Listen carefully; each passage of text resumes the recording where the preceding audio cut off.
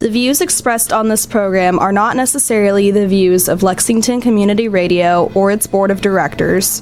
The views expressed are solely those of the programmers.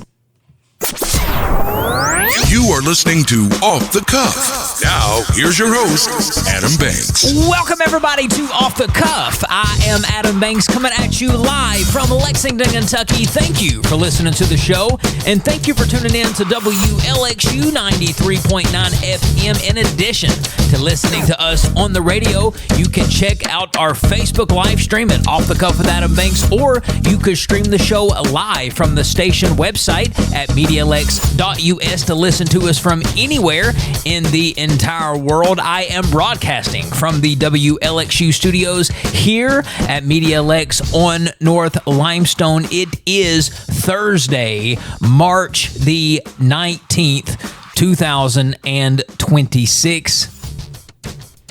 What a day we have for you tuning in. Thank you so much for tuning in. We do have a great show for you. I have in studio a special guest. Hybrid the Rapper is back for a part 2 interview. I interviewed him last year on the program around this same time, and now he has come back to promote his new album, Legacy Tape, which just dropped, and I cannot wait to speak with him. Folks, I do want to read Hybrid's bio before I bring him on the show. Hybrid the Rapper is an independent hip-hop artist, producer, and creative visionary whose journey in music stretches back into the mid-1990s in Frankfort, Kentucky. Inspired by the golden era of hip-hop, he began, like many underground artists of that time, rapping over B-side instrumentals through a boombox and karaoke machine with a crew of friends. What started as a passion quickly evolved into something much bigger. Over the years, Hybrid learned every side of the craft, from producing and engineering records to promoting shows, organizing events, and building a grassroots movement around his music. He co-founded the rap group Basement Upstairs and launched his own independent label, Dubtape Records, creating a platform not only for himself, but for collaborations across genres and styles. Across more than 2 decades in the independent music scene, Hybrid the Rapper has explored nearly every creative avenue imaginable: rap battles, freestyles, music videos, experimental rap and rock projects, and collaborative ventures like Embercast and Juxtapose. This resulted in a massive creative archive of more than 50 albums spanning solo and collaborative releases. The name Hybrid perfectly reflects his artistic identity. It's a blend of influences, sounds, and emotional tones. His work mixes rapping, singing, poetry, and storytelling while drawing from a wide range of musical styles. Through it all, he's remained grounded in the drawing from a wide range of musical styles. Through it all, listen, he is all about a love for creating music. He's continuing to expand his creative world with a brand new project, Legacy Tape, and even stepping into a new lane as a children's book author. So I am very excited to welcome Hybrid the Rapper in studio. And folks, we're going to talk to Hybrid the Rapper in the second segment. But before we get started, I would like to go ahead and play Off the Cuff's Song of the Week. And you guessed it, it's a Hybrid the Rapper song. This is off his new album, Legacy Tape. This is Feeling Good. We'll be back after the song. Feeling good, fresh fade on a hot. Love that song. That's off his new album, Legacy Tape. That is Feeling Good with Hybrid the Rapper featuring Brett Higgins. And I love it when Hybrid comes on the show. Not only is he a great rapper, but he's an awesome dude. I enjoy talking with him. He's a great conversationalist, and I'm looking forward to you guys listening to our interview. Folks, you are listening to Off the Cuff with Adam Banks. Stick with us, and when we come back, we'll have in studio Hybrid the Rapper. Can't fall like shoestrings, tied together, side by side on 2 feet. Ooh-wee, I hope the crowd don't move. Welcome back, everybody, to Off the Cuff. Adam Banks here with you. I let the song play because this is the first time I'm hearing it. Folks, as promised in the studio, I have Hybrid the Rapper live in person. Hybrid, what's going on, my friend? Hey, what's up, man? Hey, good to see you. It's again. almost been a year to this date that we have seen each other. It really has. Time flies. Time does fly. Hybrid was on the show back in March of 2025. It was our first time meeting. Yeah. And you were at my home studio. Yeah. This is your first time in the Media Lex studios. Yeah, man, this is amazing. I love the upgrades to it. I'm happy to be here, and I appreciate the opportunity. Oh, man. Anytime you want to come on, you're more than welcome. I love this song, too. It's off your upcoming album that's not yet been released, and the release date is Friday. My Friday the goodness. 13th, man. Oh yeah, did you deliberately make it Friday the 13th? Honestly, when I saw that date available around middle of the year like that, or the beginning of this year, I had to grab it. I had to go with the let's just say Friday 13th is lucky this go round. And this song that we're hearing right here, what's this called? This is called "Feeling Good."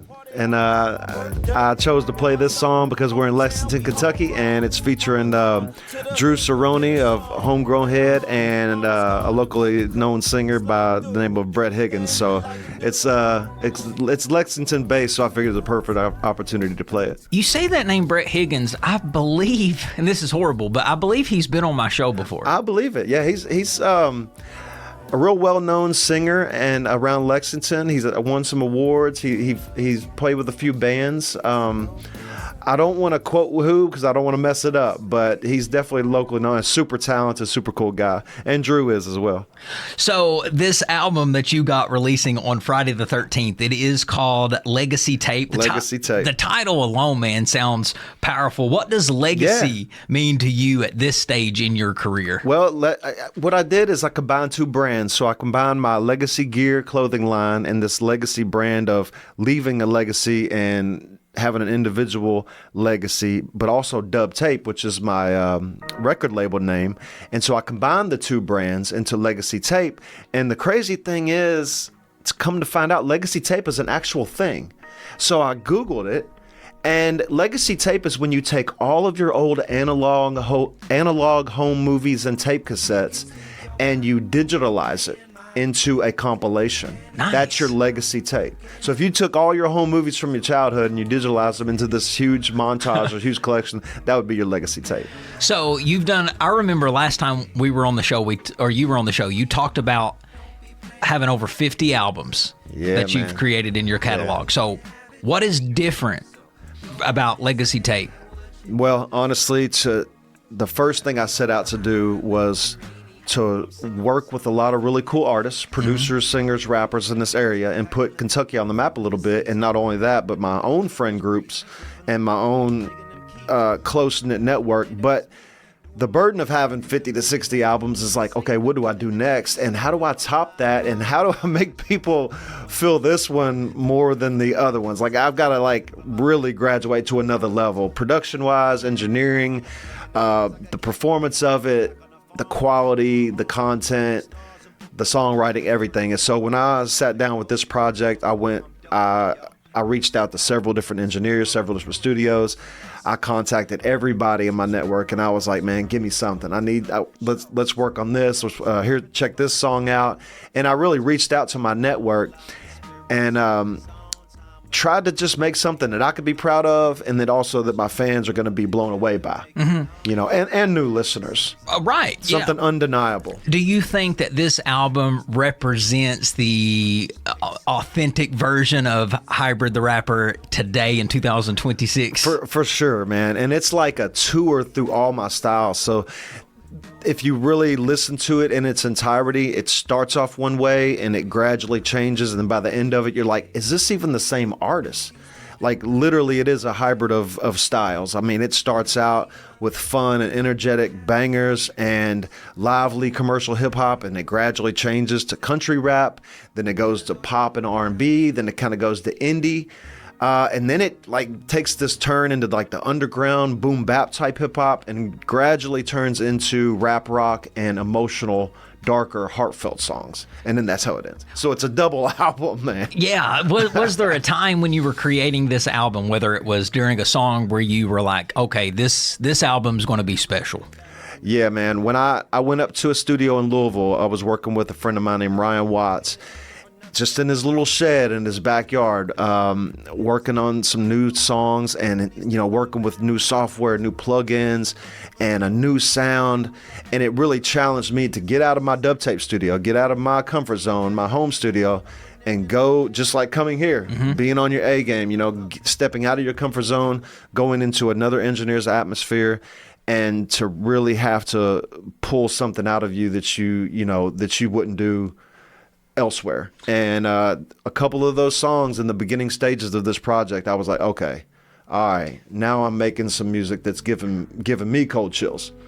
I'm counting 24 tracks on this album. 24, man. It's like my All Eyes on Me, man. It's a double album. I always am fascinated the fact that you can just keep coming up with songs, new ideas, new topics. Is there a track on this album that you feel like tells your story the best? I think the Communication song is really strong because it's very introspective as far as my own spirituality and my own questions in life.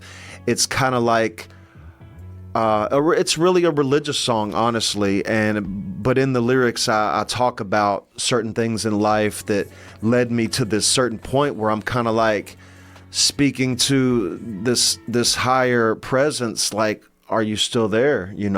Can I still have that communication? Do we still have it? Is it coming back? Like feeling on fire spiritually at one point in my life, and then going through all these trials and tribulations, and the light sort of dims, or you forget about the source and you forget about that original connection. And that song is written at a point where I'm just kind of looking to the sky, like, are you still there? Because I'm still here. I'm still a student. I'm still in class. Like, are you still there? Yeah. And I think that song really capsulizes the age I'm at right now, and the phase of life that I'm in right now, which is what I consider my third phase. I had the pre-fatherhood stage, my adolescence, my middle school, my high school, becoming a man, becoming 20 years old. Then suddenly I was a young father.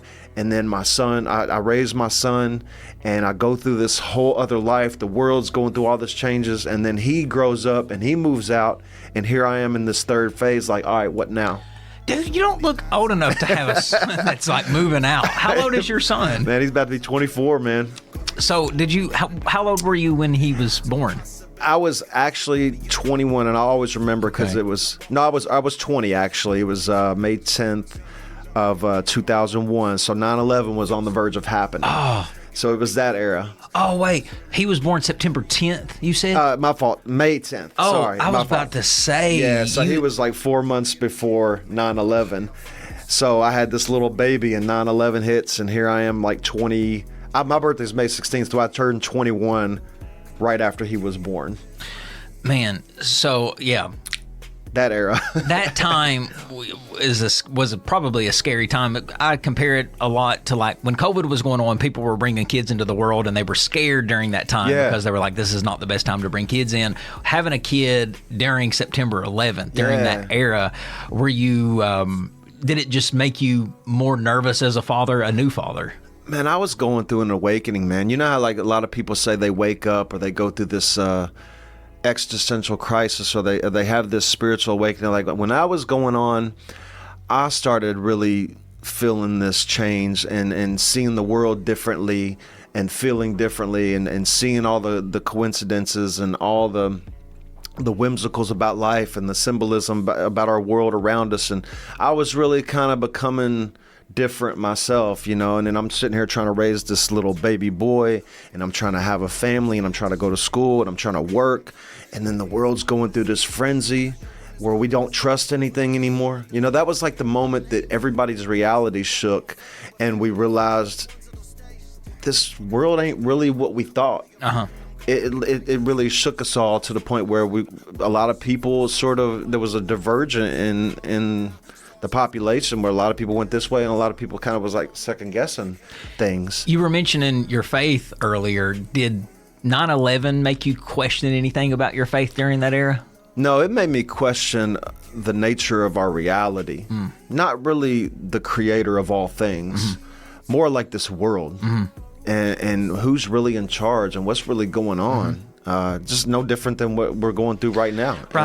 In the climate right now with the current war, possibly World War III type of scenario, and all the information age, and all the stuff that's coming out there, and we're having to like file through it and see what's real and what ain't. We're living in a crazy time as well. So 9/11 in comparison is like this new generation's test. It is. Do you ever get political in your music? A little bit. Yeah. What about on this album? Anything we should watch out for? No, I don't get too political. I might sneak in a couple lyrics here and there, but for the most part, nah, I don't think there's much conspiracy or political music on here. Looking at the track list now. So looking at the track list, which song on this track list of Legacy Tape, what do you feel like was the most emotional or personal song for you to write? Because you got 24 on here. Yeah. Was there one that just was really just personal, maybe even hard to get through because you was crying or laughing or whatever? It's more of a segment. So the way it's broken up is it ends like that. The vibe that you're saying, there's several songs in a row that take it there. Pretty much from 19 to 24 is the last quadrant of the album. It's rap rock, it's emotional, it's heartfelt, it's spiritual, it's questioning things, it's painful, it's a little social. For instance, there's a song with Divine Karama, another Lexington artist, and it's more of a social song. It's more talking about conditions in our towns and society. There's songs like I mentioned earlier, Communication, that's more of like my own personal spiritual questions. There's a song ends on a song that's tentatively talking about the afterlife and deeper concepts. Almost supernatural. There's songs about losing, loss, losing loved ones, losing friends, losing a love affair. So the whole bottom half of the album, or the bottom quadrant of the album, is exactly that. Now, doesn't start off like that, but it ends like that. So there are going to be new people that listen to your music that's never heard you before. That's what happens when an album drops. What song would you prefer? A new listener who has never listened to Hybrid, what song would you prefer them to listen to first? What would you want them to listen to? Well, depending on what type of music they like. Yeah. Because if they're a country rap artist or a country rap fan, I'm going to tell them to listen to We Outside on there, because it's a country rap hip hop party song. But if there's somebody that likes Midwest and underground fast rap and just an MC going crazy, technical wise and skill wise, I'm going to tell them to listen to Dubtape, because I speed rap the whole time, nonstop, just rapid fire speed rap. Yeah. And so a lot of people, that might be their favorite track. But if somebody wants something more rap rock, let's say like a Linkin Park influenced, I would play the Stuck song, because it sounds like something straight out of the Linkin Park era. So yeah, it really depends on the listener on this album. But one of my favorite songs would probably be probably Distant. There's a song called Distant, and it's not even a rap song. It's a duet with me and the guy I mentioned earlier, Ryan Watts, and it's a ballad. We genuinely just sang a duet type of ballad, and I don't know, man. We just tapped into a certain feeling on that song. This is it right here. Yeah, that's it. This is you and another guy? Yeah, no rap at all, just singing. Oh, I'm looking forward to this one. I like it. When a rapper does a ballad, man. Yeah. You talk about attention getting. Yeah. And I feel like we really resonate on a certain frequency on that when it really hits you, and pulls your heartstrings. Now, this would be a fun song too to sing live, just to kind of calm everybody down, chill everybody out. Maybe even end the show with it. In the song, in the show with it. That's brilliant. Yeah, actually, him and I got a show. He's in a band in Louisville, and he just invited me to be part of a show up there, a rap rock show, and I'm gonna invite him on stage to do that exact thing. Are you gonna like surprise him and tell him beforehand? I hope he's ready. I texted him, so if he's not ready when it happens, I can pull up the text. But bro, I told you.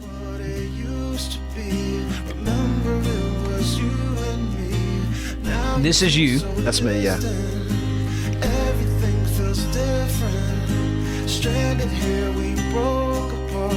I landed near your broken heart. Time just keeps on fading. No one here to save. There's a chorus. Oh, this is Ryan right here. From Lexington? Louisville. Louisville, yeah, that's right. Good voice, too. Yeah. The clock is ticking round and round. I feel like we're burning down. The distance between us has never felt so far. Time doesn't wait for anyone. I know it's not on my side. Hybrid, you've been in the game for decades at this point. Yes, sir. Has your songwriting evolved at all since then? Well, I've picked up a lot of tricks, and I've found, and I've experimented so much that I've found things that I like to use, almost like mixed martial arts. You got your special moves, and you got your tricks, and you got your patented things. So I have certain things that I always go to. But honestly, it's like sometimes I wish I could write stuff that I used to. I was like, man, when I revisit old albums or old songs, or I stumble upon one, I'm like, wow, I was on something right there. Something was going on. I don't know what wavelength that was. But all in all, I think I've got it now. Yeah. I've figured it out. Well, going back and listening to older albums, it's probably very similar to like going back and reading a diary that you wrote, because it was what you were going through during that time. You were making music even in the 90s. What do you think a younger Hybrid would say to today's Hybrid? Man, I got a list. You think he'd be proud of you? One thing I think when I think about that, well, I appreciate that, man. I appreciate that. I would definitely tell him, and like, hey, man, when you go to college, you ought to go ahead and take some music classes, take some singing lessons, take some business classes, learn. Don't wait till later in life to try to learn the business, because you can figure out the information wasn't out there back then. Right. But now I can just get on YouTube and learn the ins and outs of the business and actually have a successful indie label. When I tried it in my youth, I didn't know what I was doing, and the information wasn't there. So all I was doing was just things that I thought I needed to do, and that was just a bare minimum. I didn't know about royalties and collection agencies and copyrights and all these different aspects of the business that I wish I would have learned. And then not only that, but also take music, take singing lessons, take instrument lessons, become the best that you could be. Right, and you made a good point. Those resources was not really out there when we were younger. I have never taken a radio class in my life. I studied communication in school, but never took one radio class, never took one broadcasting class. Yeah. And I don't say that to be like ear catching. It's just I didn't know no better. And I feel like you're just so ignorant when you're young. And ignorant is the definition of ignorant is lack of knowledge of something. Yeah. And that's just knowledge is power. It was simply just not really knowing better. Yeah. And like us, me and my friends who I started with, we just looked at people in the rap game that we admired, and we just looked at them like, okay, well, they're doing an indie label, and they do collaborations, and they do this.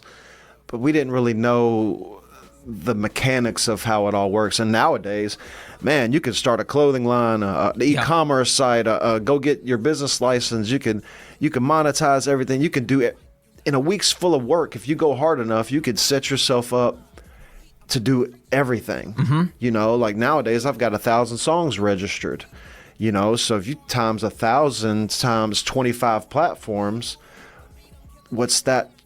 25,000 essentially potential streams of income. Yeah. And I'm sure there's social media classes out there. Yeah. There was none of that when I was in college, but I just assume that there has to be at a university somewhere how to use social media. Yeah. That needs to be taught. Or business, or just music business in general too. Business in general, you know, just like, because you can use social media for anything, and it's so important for an artist to use. I know I hate it. I hate that I'm on it, but I have to be on it. You know? But and it's fun. It's what you make it, man. Like, I can remember even in the 90s having a house party and borrowing my grandmother's video camera and filming us rapping. Right. Well, it's the same vibe, man. Yeah. I would take my 35 millimeter camera to high school and take pictures of me and all my homies, you know, like posing, like. So it's the same thing. We always kind of long to be immortalized and document our experience, you know. So content is just the evolution of that. Right. So if you have fun with it, you're that. No, I get it. It's not for everybody. You know, some people don't want to be on camera. They don't want to talk on camera, you know. But we don't really live in the era where you can be an artist and disregard that aspect. That's what I'm saying. Yeah, that's hilarious. I used to walk around with a video camera. I love that. I miss video cameras. Oh, man. Yeah, dude, I still got all my old tapes. I don't feel like people record, and it's crazy because we got camcorders in our pockets, but I don't feel like people record long-form videos like they used to. We used to, if you bought a video cassette, it was either 30 minutes or 60 minutes, and you just wore it out till it was done, pop it out, put in a blank. Well, I remember at holidays, we would always set up a tripod, push record, and let it go. Yeah. And it would record the whole event. Yeah. And people don't do that anymore. People like little snapshots. Yeah. And it was like a mystique about when somebody turned the camera on if you like get in front of it, you know, like you see these old home movies of the 90s and stuff like that, and people were like a little giddy when the camera got turned on. Nowadays we're just filming everything and it's lost its luster. I know. But back then it was like kind of mystical a little bit. I mean, me and my buddies used to go play. We'd find a basketball goal in the neighborhood and go play pickup games, and I'd take a video camera and just set it off in the corner and film us playing ball. Yeah. Just to catch a moment. Oh, yeah.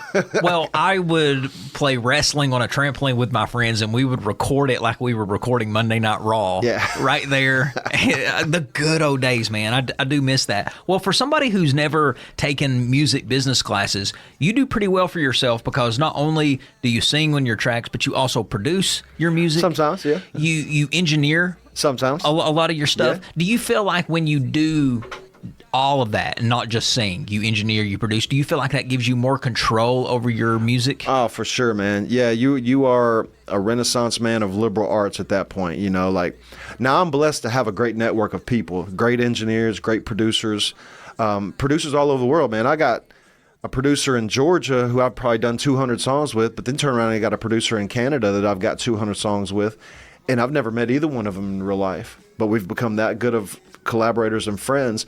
And I got a great videographer, you know, and people that can help me bring all of it to life, and then also do things that I could never do because that's their expertise.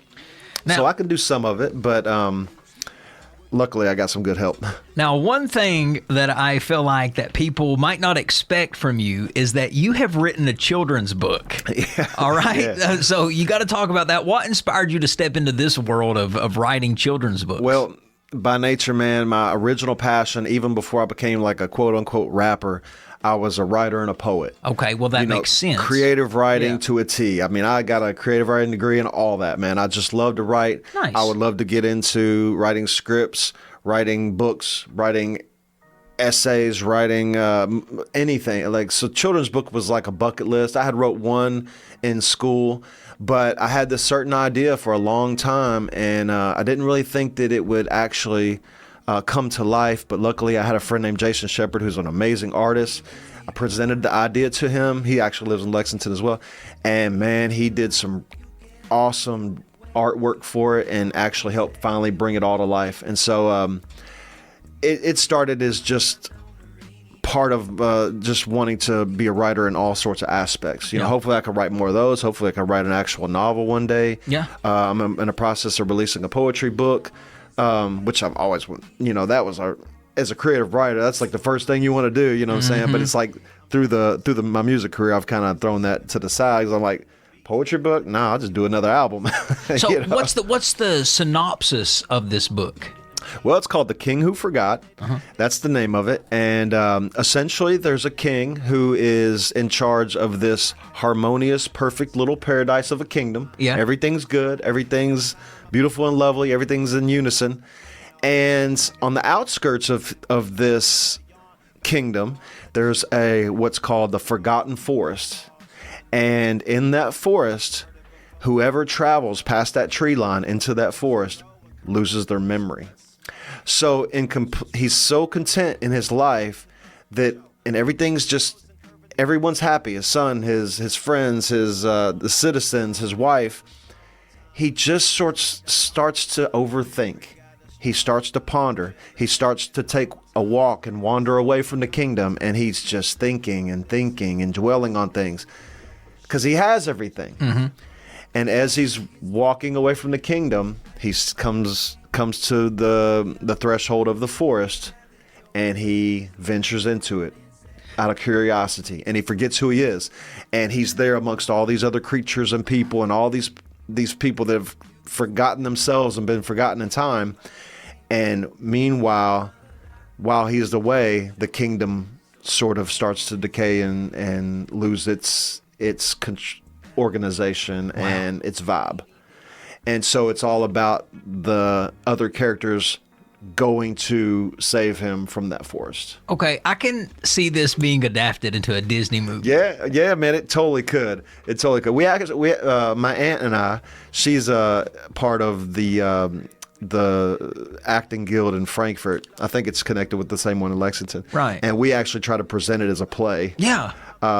They turned down the first go round, but she wants to present it to a workshop this summer and actually try to bring it to life. So I'm fingers crossed hoping that's what can eventually happen. Rejection ain't a thing, man. You're going to get told no a couple of times. You just got to be ready for that yes when it happens. That is so cool, man. Oh, and by the way, I didn't mean to cut you off, but good. Another point about the children's book is that it rhymes a lot. Yeah. So I used all the hip-hop skills and writing techniques in the book itself. So it's meant to be performed. It's almost like spoken word. It has a Dr. Seuss hip-hop kind of vibe going on. So when you read it, no matter if you're reading it or I'm reading it, it has a flow to it. Mm-hmm. So it's meant to show, not only have its own story, but it's meant to show these different techniques of writing. Mm-hmm.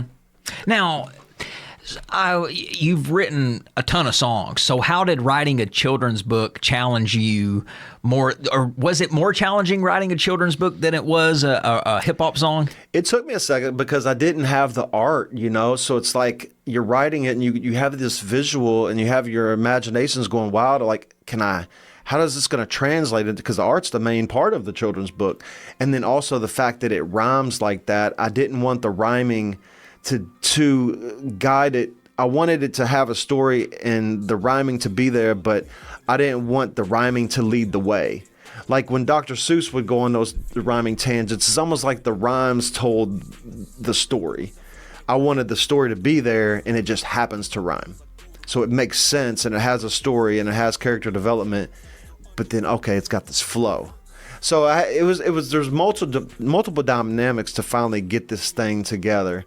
And I finally just buckled down and was like, now, once I knew that it could manifest through the illustrator and it could actually come to life, I was like, okay, yeah, now I'm gonna knock it out. Yeah. And then I locked in on it. I mean, there's so much you could do with a book. You can turn it into a series. Yeah. You can, like we said, you can expand it onto the stage, into a movie. I love that, man. That's just another creative outlet that you got going on there for you. I love that. So you've been in the game for a long time, man. What's kept you motivated for so long to just keep going?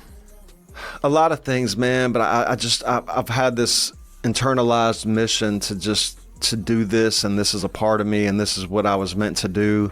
Maybe not the only thing I was meant to do, but I feel like a deep integrity from it all.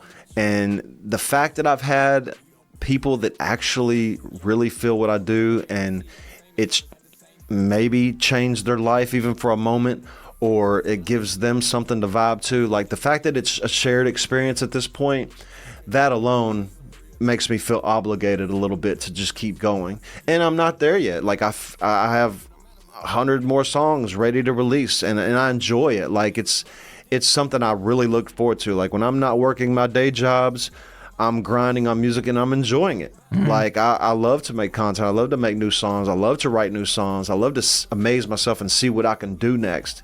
I love working with people. I love performing. Like I just love it. Yeah. Like it hasn't ever went away. Yeah, that's what keeps you going. That's seriously. Is there out of all the albums you've done, is there like a hidden gem album that you think people should go back and revisit? I can only hope that they do one day. I don't know, man. I have some albums that I revisit sometimes, and I'm like, man, I really was cooking on this album. Right. Especially certain ones that never got any pub.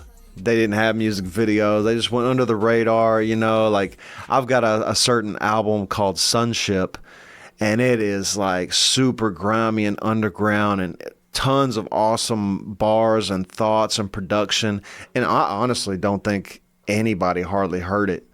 Just the timing of when I released it, the promotion behind it, you know, it just, and a lot of people, it was part of a trilogy. So it went with 2 other albums. And there was this whole like triad of albums, projects that went together. And I don't know if the world will ever know that or dive into that. But like, to me, I'm like, that was cool. I thought, you know, like it was a moment. You're cooking right here, though. Yeah, that's a dubtape one. I told you I was rapping fast.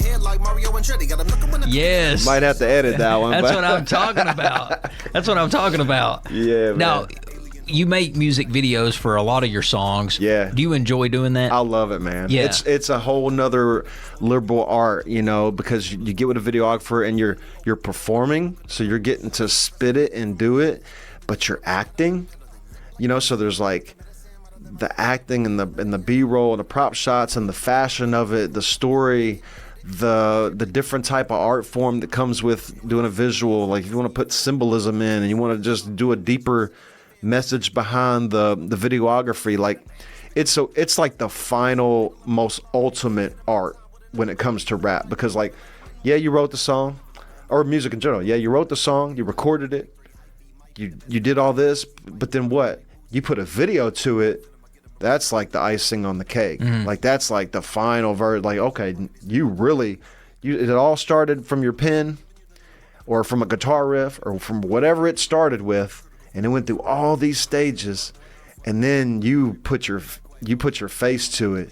You know, you put a whole like story and visual, and like I said, all those different things, the cinematography, the fashion, the acting, whatever it is, the sex appeal, the different people you put in it, the story behind that, it could have a whole nother story away from the song. Oh, you yeah. know? So I mean, growing up in the 90s like you did, videos were just such an important part to a song. Yeah.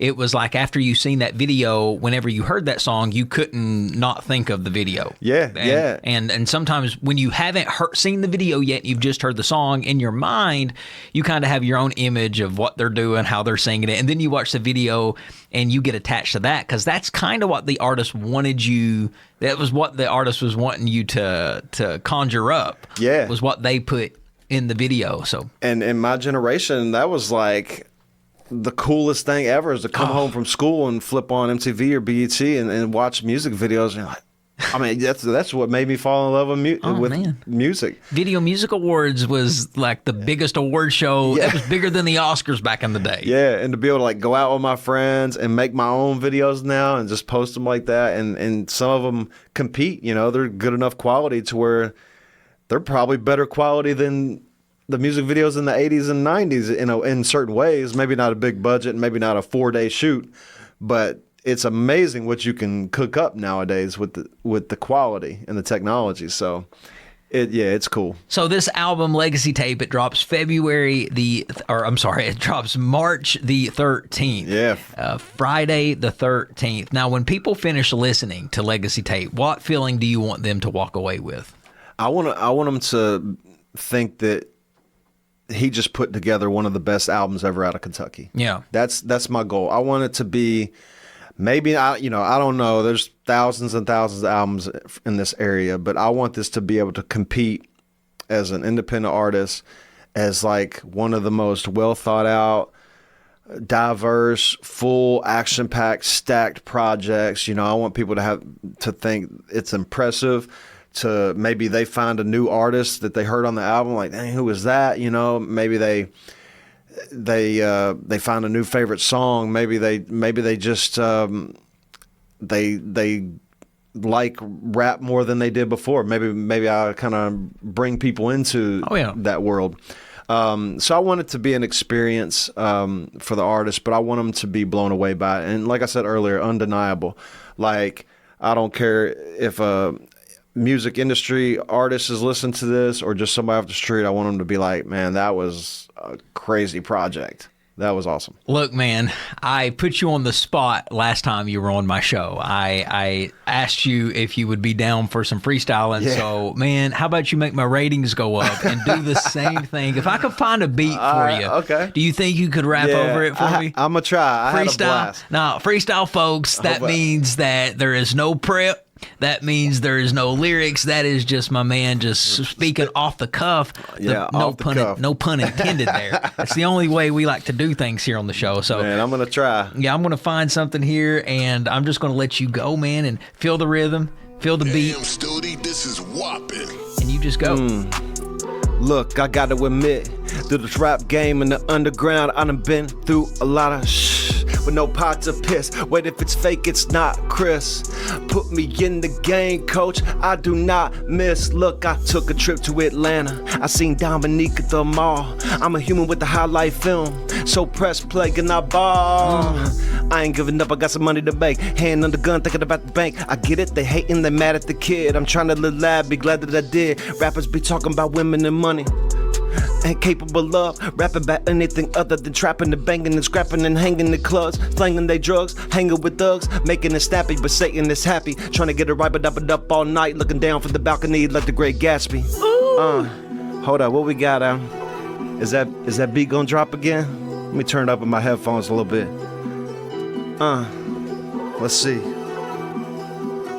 Yeah. Check. Me and the mic go together, might flow forever. Cold in the south like snowy weather. Smoke the dime, but I need a quarter. Might move to Florida, but I can't afford to be rapping on a beat from Georgia. One more time. Been rapping on a beat that was probably made in Georgia. Boy, I had that big team. We all had them big dreams. Dreaming of all them big things. Been rapping since I was 15. Frank Town, know I spit clean. Live life like I did things. Give my wife that big ring and live my life like I did things. Yeah. Y'all sound like nerdcore. I came in the world like a third war. Y'all been on that bandwagon. I'm rocking out with pants sagging. Viper dragging, sniper tagging. Came out the womb or diaper sagging. I grabbed that mic and I'm making it happen. Smoking on beats, choking on leaves. Hopefully, y'all can float with me and we can float the breeze. You know my steez is poetry. I'm sitting low in the sea. Homie, you know me from back in the day in the capital K where we happen to stay. Still rapping today while you acting that way. And we live for the day, but we lifting away.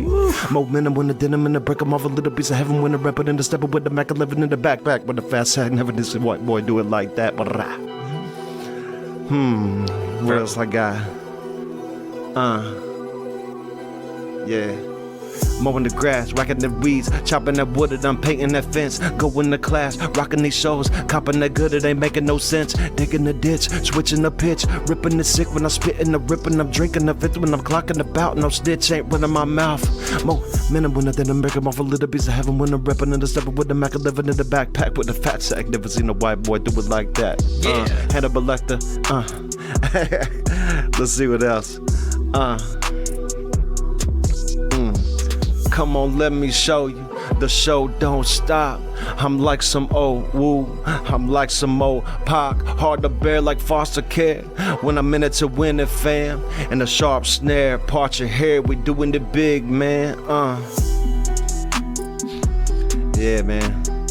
Hard to catch that beat. Hey, dude, that was art. That's pure art. Great. I try, man. I don't even know how you do it. Yeah. That was good. I appreciate it. That was good.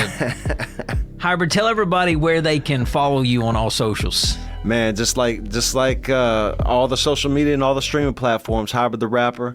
Also, I got a Bandcamp as well. I got a website. Anywhere that you use, whether it's a platform or social media, just type in Hybrid the Rapper and I'll be there. All right, folks. And I want to appreciate you, Hybrid, for coming on the show again, man. Yeah, man, I had a good time. Time just flies by. I mean, we've already been sitting here now for 40 minutes just chopping it up, doing some freestyling.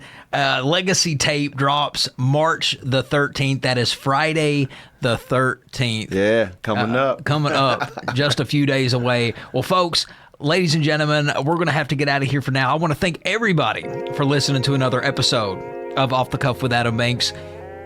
You can follow the show on social media at The Adam Banks. We release new episodes every Thursday from 4 to 5 right here on WLXU 93.9 FM, which means we will be back same time, same place. Thank you to Hybrid the Rapper. I am Adam Banks. Ladies and gentlemen, I will catch you down the road. I'm trying to reconcile your trauma.